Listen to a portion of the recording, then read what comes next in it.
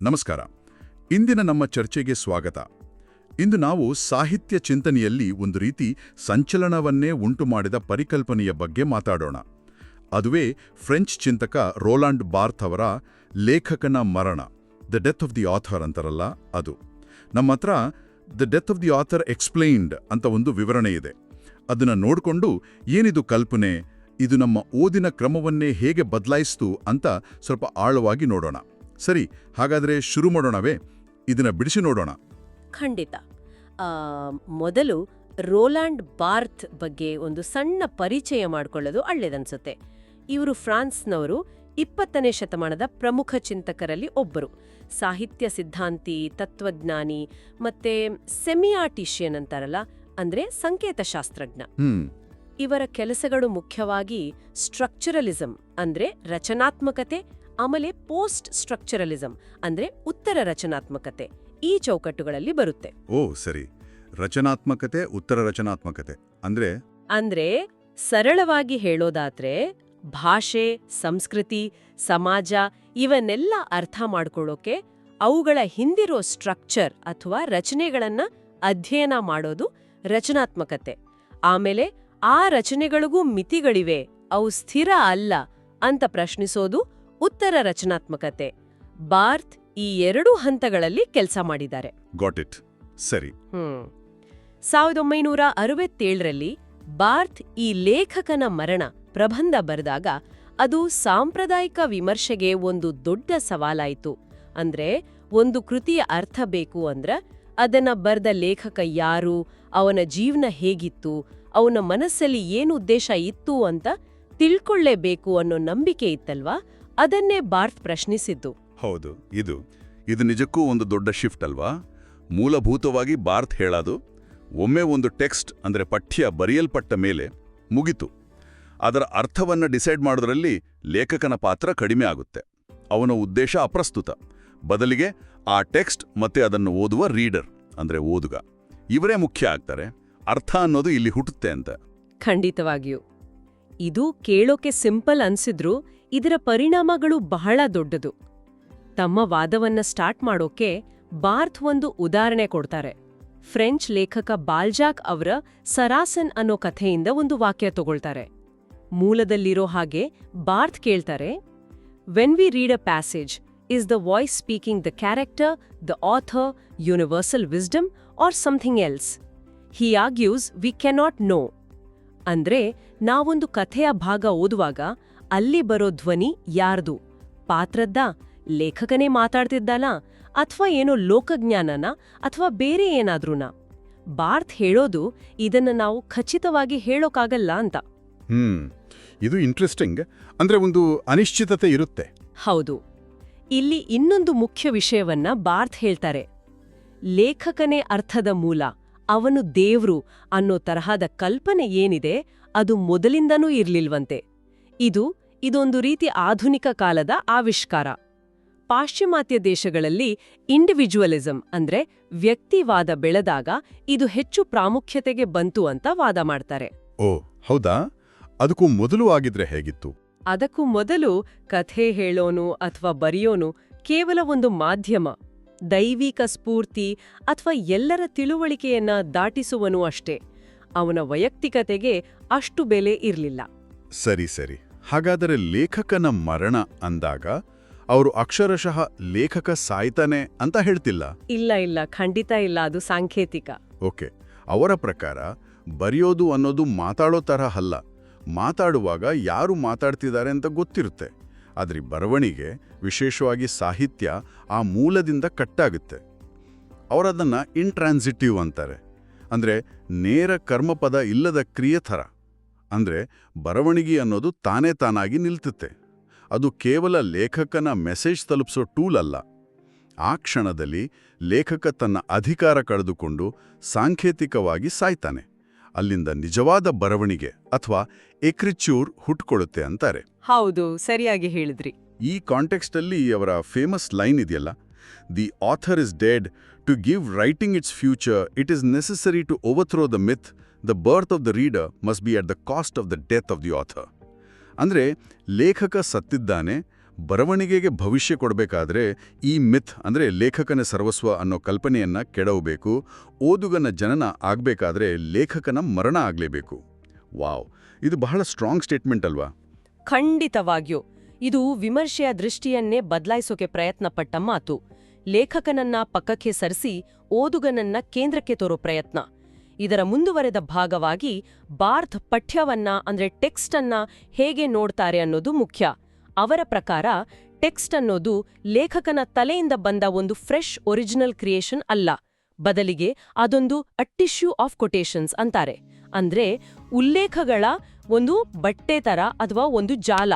ಉಲ್ಲೇಖಗಳ ಜಾಲ ಅಂದ್ರೆ ಎಲ್ಲಿಂದ ಬಂದ ಉಲ್ಲೇಖಗಳು? ಅವು ಹಿಂದಿನ ಸಾಹಿತ್ಯ ಕೃತಿಗಳಿಂದ, ಸಂಸ್ಕೃತಿಯಿಂದ, ಭಾಷೆ ಇರೋ ಚಿಹ್ನೆಗಳಿಂದ, ಸಮಾಜದ ಬೇರೆ ಬೇರೆ ಜ್ಞಾನಗಳಿಂದ, ಹೀಗೆ ಸಾವಿರಾರು ಕಡೆಯಿಂದ ಎಳೆದು ತಂದ ದಾರಗಳು. ಇದನ್ನೇ ಅಂತರ್ಪಠ್ಯತೆ ಅಥವಾ ಇಂಟರ್ಟೆಕ್ಸ್ಚುಯಾಲಿಟಿ ಅಂತ ಕರೆಯೋದು. ಅಂದ್ರೆ ಯಾವ ಟೆಕ್ಸ್ಟ್ ಕೂಡ ಒಂಟಿಯಾಗಿ ಇರಲ್ಲ, ಅದು ಯಾವಾಗ್ಲೂ ಬೇರೆ ಟೆಕ್ಸ್ಟ್ಗಳ ಜೊತೆ, ಬೇರೆ ಸಾಂಸ್ಕೃತಿಕ ಸಂಕೇತಗಳ ಜೊತೆ ಮಾತಾಡ್ತಾನೆ ಇರುತ್ತೆ. ನೀವೊಂದು ಕವಿತೆ ಓದಿದ್ರೆ ಅದರಲ್ಲಿರೋ ಪದಗಳು, ಇಮೇಜ್ಗಳು, ಐಡಿಯಾಗಳು ಅವು ಹಿಂದಿನ ಸಾವಿರಾರು ಕವಿತೆಗಳಿಂದ, ಕಥೆಗಳಿಂದ, ಇತಿಹಾಸದಿಂದ ಬಂದಿರಬಹುದು. ಹಾಗಿದ್ದಾಗ ಅದರ ಅರ್ಥ ಕೇವಲ ಆ ಒಬ್ಬ ಲೇಖಕನ ಮನಸ್ಸಲ್ಲೇ ಹುಟ್ಟಿದ್ದು ಹೇಗೆ ಸಾಧ್ಯ? ಅದು ಆ ಇಡೀ ಭಾಷೆ, ಸಂಸ್ಕೃತಿಯ ಜಾಲದಲ್ಲಿ ಹರಡಿಕೊಂಡಿರುತ್ತೆ. ಹಾಗಾದ್ರೆ ಲೇಖಕನ ಕೆಲಸ ಏನು? ಲೇಖಕನ ಕೆಲಸ ಮೊದಲೇ ಇರೋ ಆ ದಾರಗಳನ್ನ ತಗೊಂಡು ಒಂದು ಹೊಸ ರೀತಿಯಲ್ಲಿ ಜೋಡಿಸೋದಷ್ಟೇ. ಅವನು ಹೊಸದಾಗಿ ದಾರಗಳನ್ನೇ ಸೃಷ್ಟಿಸಲ್ಲ. ಓ, ಇದೇ ಕಾರಣಕ್ಕೆ ಅವರು ಸಾಂಪ್ರದಾಯಿಕ ಆಥರ್ ಬದಲು ಸ್ಕ್ರಿಪ್ಟರ್ ಅನ್ನೋ ಪದ ಬಳಸ್ತಾರ. ಸ್ಕ್ರಿಪ್ಟರ್ ಅಂದ್ರೆ ಬರೆಯೋವನು, ಆದ್ರೆ ಅವನು ಹೊಸ ಸೃಷ್ಟಿಕರ್ತ ಅಲ್ಲ, ಬದಲಿಗೆ ಮೊದಲೇ ಇರೋದನ್ನ ಜೋಡಿಸೋವನು. ಎಕ್ಸಾಕ್ಟ್ಲಿ. ಸ್ಕ್ರಿಪ್ಟರ್ ಹತ್ರ ಮೊದಲೇ ಅಸ್ತಿತ್ವದಲ್ಲಿರೋ ಭಾಷೆ, ಸಂಕೇತಗಳ ಒಂದು ದೊಡ್ಡ ಡಿಕ್ಷನರಿ ಇರುತ್ತೆ. ಅವನು ಅದರಿಂದ ಆಯ್ದು ಜೋಡಿಸ್ತಾನೆ ಅಷ್ಟೇ. ಅವನು ಕೇವಲ ಒಂದು ಮಾಧ್ಯಮ. ಸರಿ, ಲೇಖಕ ಅಥವಾ ಸ್ಕ್ರಿಪ್ಟರ್ನ ಪಾತ್ರ ಇಷ್ಟೇ ಆದ್ರೆ ಹಾಗಾದ್ರೆ ಅರ್ಥ ಎಲ್ಲಿ ಸಿಗುತ್ತೆ? ಯಾರು ಅದನ್ನ ಡಿಸೈಡ್ ಮಾಡೋದು? ಆ ಪ್ರಶ್ನೆಗೆ ಬಾರ್ತ್ ಅವರ ಉತ್ತರ, ಅರ್ಥದ ನಿಜವಾದ ಜಾಗ ಇರೋದು ಓದುಗನಲ್ಲಿ. ಅವ್ರು ಹೇಳ್ತಾರೆ, ಪಠ್ಯದ ಏಕತೆ ಅಂದ್ರೆ ಅದರ ಎಲ್ಲಾ ಭಾಗಗಳು ಸೇರಿ ಒಂದು ಅರ್ಥ ಕೊಡುವ ಸಾಧ್ಯತೆ ಅದು ಅದರ ಮೂಲದಲ್ಲಿಲ್ಲ, ಅದರ ಗಮ್ಯಸ್ಥಾನದಲ್ಲಿದೆ ಅಂತ. ಆರಿಜಿನ್ ಅಲ್ಲ, ಡೆಸ್ಟಿನೇಷನ್. ಅಂದ್ರೆ ಲೇಖಕ ಅರ್ಥವನ್ನ ಟೆಕ್ಸ್ಟ್ ಒಳಗೆ ಇಟ್ಟಿಲ್ಲ, ಓದುಗ ಅದನ್ನ ಓದುವಾಗ ಹುಡುಕ್ತಾನೆ ಅಥವಾ ರಚಿಸ್ತಾನೆ. ಹೌದು, ಇಲ್ಲಿ ರೀಡರ್ ರೆಸ್ಪಾನ್ಸ್ ಥಿಯರಿಗಳ ಪ್ರಭಾವ ಕಾಣುತ್ತೆ. ಪ್ರತಿಯೊಬ್ಬ ಓದುಗನು ತನ್ನದೇ ಅನುಭವ, ಜ್ಞಾನ, ನಂಬಿಕೆ, ಬ್ಯಾಕ್ಗ್ರೌಂಡ್ ಜೊತೆ ಟೆಕ್ಸ್ಟ್ ಓದ್ತಾನೆ ಅಲ್ವಾ? ಹಾಗಾಗಿ ಒಂದೇ ಟೆಕ್ಸ್ಟ್ ಬೇರೆ ಬೇರೆ ಓದುಗರಿಗೆ ಬೇರೆ ಬೇರೆ ರೀತಿ ಅರ್ಥ ಆಗ್ಬೋದು. ಇದನ್ನ ಬಾರ್ತ್ ಪಾಲಿಸೆಮಿ ಅಂತಾರೆ, ಅಂದ್ರೆ ಬಹು ಅರ್ಥತ್ವ. ಒಂದೇ ಟೆಕ್ಸ್ಟ್ಗೆ ಹಲವಾರು ಅರ್ಥಗಳು ಮತ್ತು ಅವೆಲ್ಲವೂ ನ್ಯಾಯಸಮ್ಮತ, ಲೆಜಿಟಿಮೇಟ್ ಆಗಿರುತ್ತಾ? ಹೌದು, ಬಾರ್ತ್ ಪ್ರಕಾರ ಹಾಗೆ. ಲೇಖಕ ಅನ್ಕೊಂಡಿದ್ದ ಒಂದೇ ಒಂದು ಸರಿ ಉತ್ತರ ಅಂತ ಇಲ್ಲ. ಬದಲಿಗೆ ಟೆಕ್ಸ್ಟ್ ಅನ್ನೋದು ಅರ್ಥಗಳ ಆಟಕ್ಕೆ, ಪ್ಲೇ ಆಫ್ ಮೀನಿಂಗ್ಸ್ಗೆ ಓಪನ್ ಆಗತ್ತೆ. ಇದು ಓದಗನಿಗೆ ಒಂದು ಫ್ರೀಡಮ್ ಕೊಡತ್ತೆ. ಆದರೆ ಈ ಫ್ರೀಡಮ್ಗೆ ಏನಾದ್ರೂ ಲಿಮಿಟ್ಸ್ ಇದೆಯಾ? ಅಥವಾ ಈ ವಾದಕ್ಕೆ ಟೀಕೆಗಳೇ ಇಲ್ವಾ? ಟೀಕೆಗಳು ಖಂಡಿತ ಇವೆ.